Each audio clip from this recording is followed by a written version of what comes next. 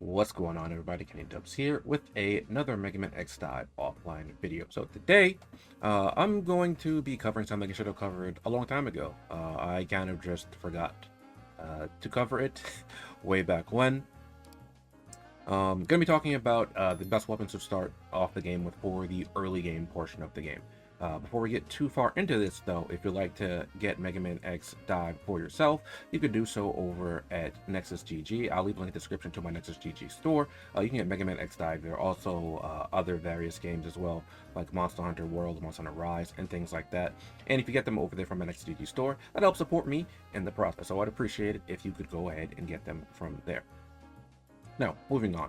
First, we're going to be defining early game.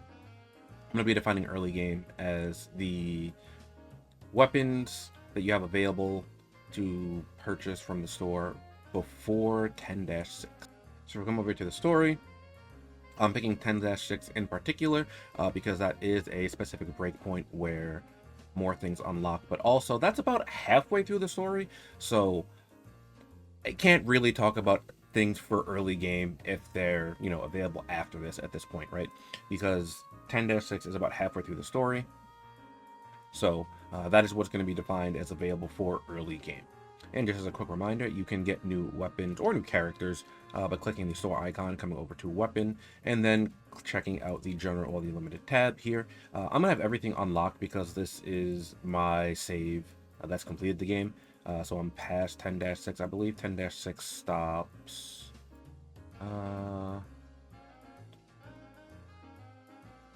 right here, right at Heavy Blaster. Everything before Heavy Blaster you can have access to before 10-6.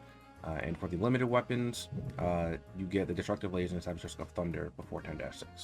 So let's go ahead and talk about the weapons that I'm going to say are really good for early game. Now, unlike the characters, I'm actually going to try to split these into two separate categories here. I'll be talking about some that are good for defensive purposes and some that are good for offensive purposes. This is a little bit different than the characters because you're allowed 2 weapons per character. So with that, you can have 1 defensive, 1 offensive, or you can have 2 offensive. You can have 2 defensive, things like that, depending on how you're faring in the game. You're probably going to want to go more defensive if you haven't been raising your total power. And if you do need to raise your total power, I did upload a video a while back talking about the best ways to do that, so you can check that out in a card, or I'll leave that in the link below as well.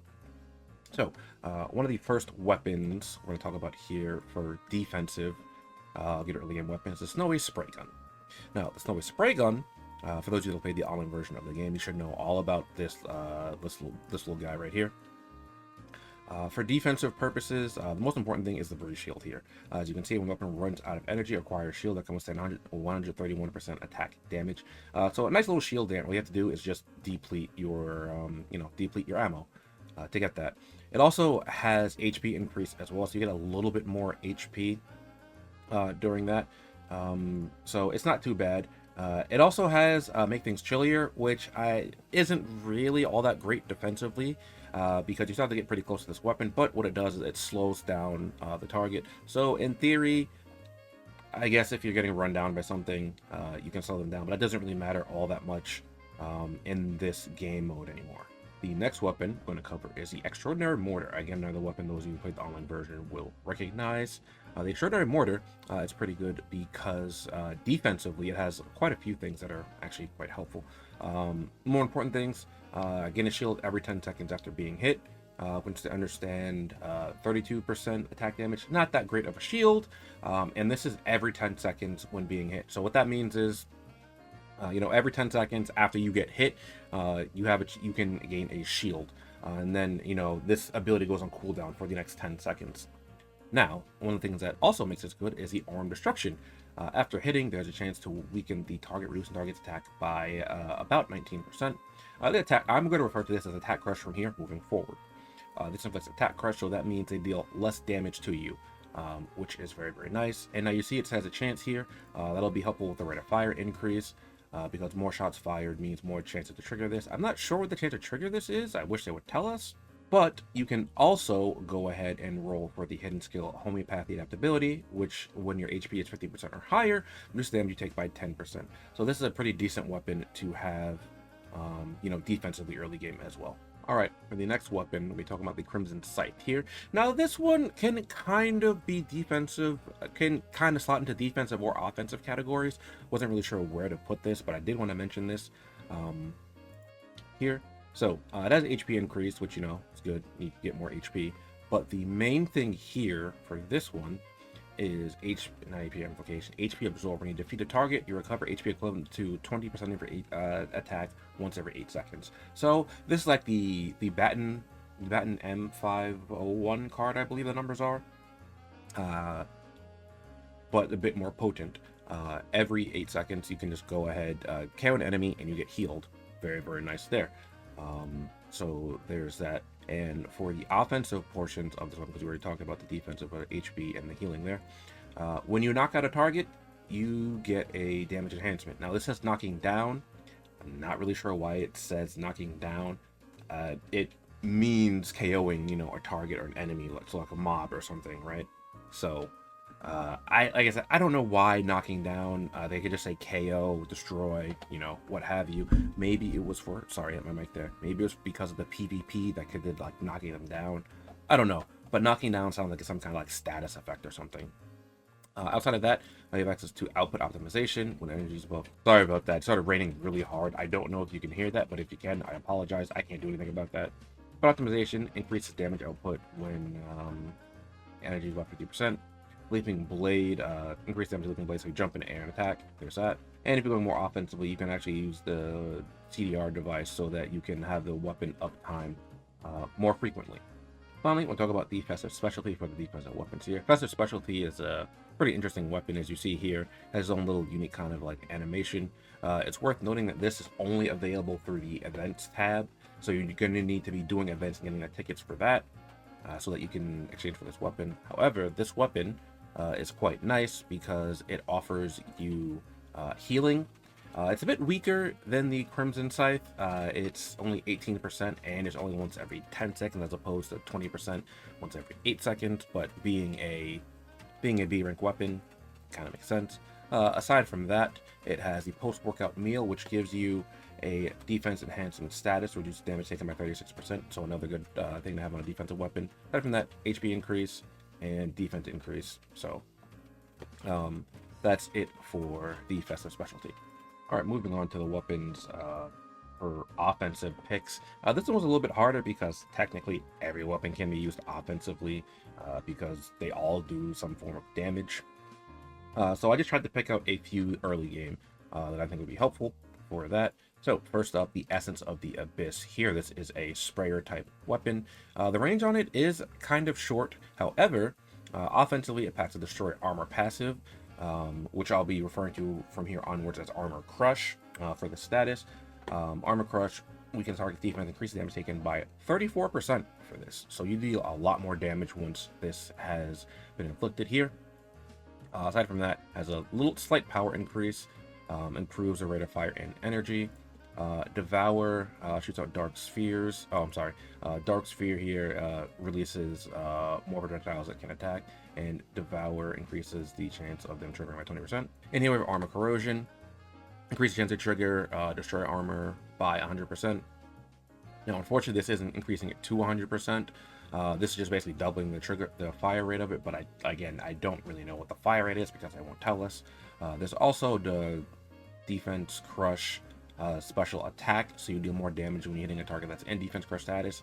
There's also more range you could use as well, so that you can hit from further away. Next up, Napalm's Head. I like the way this weapon looks, just like Napalm Man. It's understandable because it's Napalm's Head. First up, for this weapon, we have the air pressure field. When hitting a target, there's a chance to generate an air pressure field at the location. Target will continue to deal damage to things that come into contact with it, so that's nice there. So you have a nice AoE kind of area that you can zone, like weaning enemies out of. Large cannon shell increases the energy and effective range because this is a launcher type weapon, kind of like rocket launchers. This will increase the range and range effectiveness of that. Rapid reload just reduces the reload time by 20%, so that means you'll be able to fire more consistently. We have the high speed airflow, which increases the damage registration of air pressure field by 30%, so it registers the damage a lot faster. For the hidden skills, we have Enhanced Pressure, which is increase the chance to trigger air pressure field by 100%. Let's have the Vacuum Blade here, which increases the damage of air pressure field by 100%, so doubling the damage that it does there. And attack amplification as well. You could go for mid-range adaptability if you want to have this as kind of be like a hybrid kind of thing for mid-range attacks, but the problem is this isn't all that consistent. So if something gets in like short range or you're too far away from something, you'll still take full damage. Following that, we have the Destroyer. Another nice looking weapon here. This weapon in particular I included because it has a stackable attack buff, as you see here. When attacking, acquire a damage enhancement status, destructive impulse there, stack up to 10 times. We also have destructive vengeance here, which gains you a damage enhancement every 1 second when being hit. So you can get it by hitting a target or being hit there, so that's quite nice. Then we have the destruction, which allows these two to coexist. So that means when getting hit or when hitting something, you will be able to continue stacking up your damage increases there. And then for the hidden skills here, we have the Flight Assistance Device, attack amplification, which isn't too bad, but mid-range boost will increase the damage when you're in mid-range. But again, if something gets into short range or long range, you won't be able to hit them. And then we have Intent to Destroy, which gain the damage enhancement every 2 seconds, increases damage dealt, and it can be stacked alongside Destructive Impulse and Destructive Vengeance. So basically, if you get Intent to Destroy, you should be able to basically keep up all of your stacks for like the entirety of a stage, just about, because you'll be getting one every 2 seconds, you'll be getting one when you hit something, and you'll be getting one when you're being hit. Next up, the Electric Current Spray Gun. Here, this is a sprayer with pretty solid range as well, and it can hit multiple targets at once, so you can like chain the damage together. First up, this one also has a nice defense crush, much like the Essence of the Abyss, the same defense crush actually. Following that, you can increase the range and energy by 20%, which even further away, very, very nice there.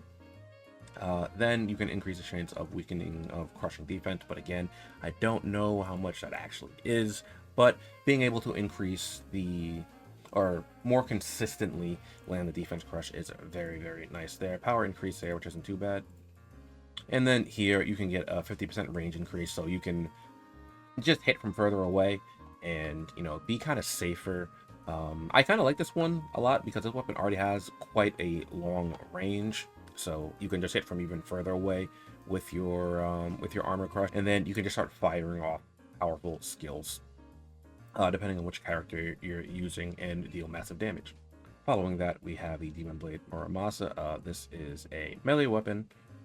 This one, much like the Crimson Scythe, does have Harvest as well, so you can KO something, you get an attack buff. And I don't think this has a cooldown either, so you can just kind of chain this through. As long as you're getting KO'd on something, you can just keep the attack buff up throughout the stage. It has ultimate output as well, which is quite nice, so the damage is increased when your energy is low.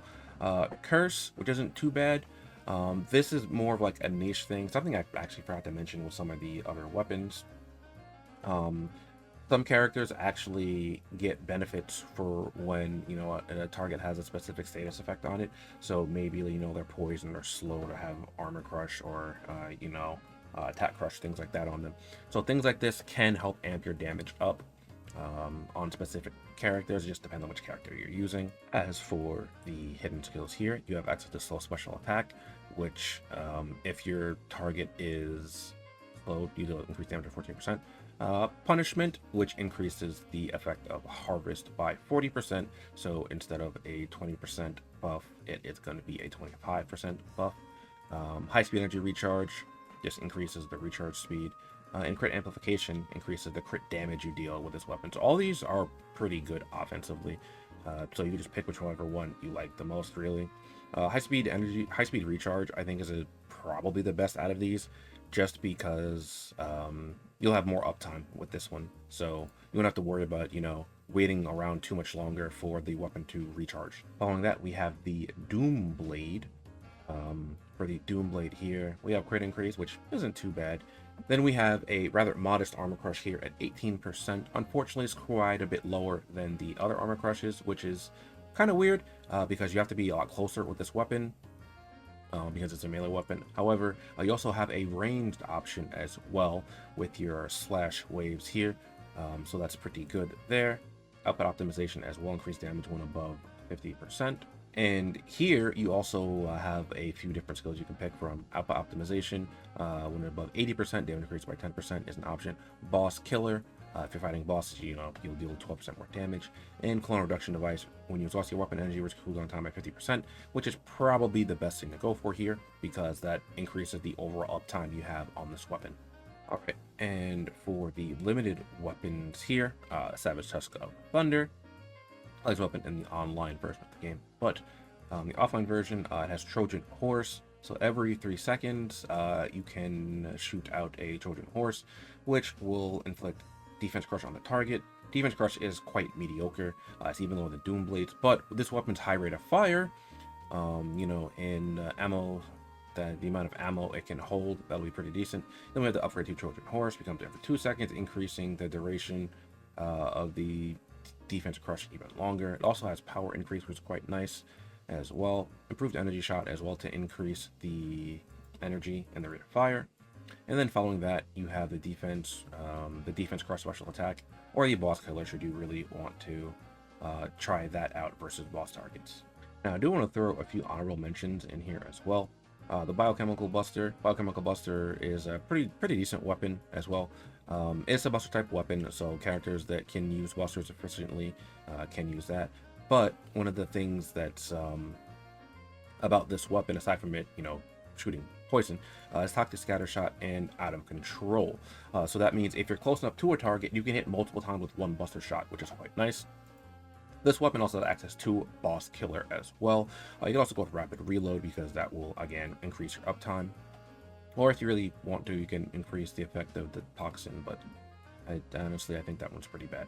Also, you can use adversity amplification if you're using a character that that thrives in having lower HP. Maybe you want to use that. Magna Dragoon is one of the first comes to mind, but you can't get Magna Dragoon until after 10-6 anyway, which it's kind of the point of making this video before 10-6. Gravitational Pulse is also a decent option as well here. It's just a decent starting buster type weapon. It has access to pulse waves, so it can generate little spots on the screen that will deal damage if things come in contact with them. Has increased flight range and speed as well, alongside some power increases here, which is quite nice, and improved energy shot as well would be very helpful. Mighty Pulse is also an option. All right, those would be all the weapons I would recommend for the early game in Mega Man X Dive Offline. Hopefully this video helped you out. If it did, be sure to like, comment, and subscribe. I'll show you show me enjoying the content.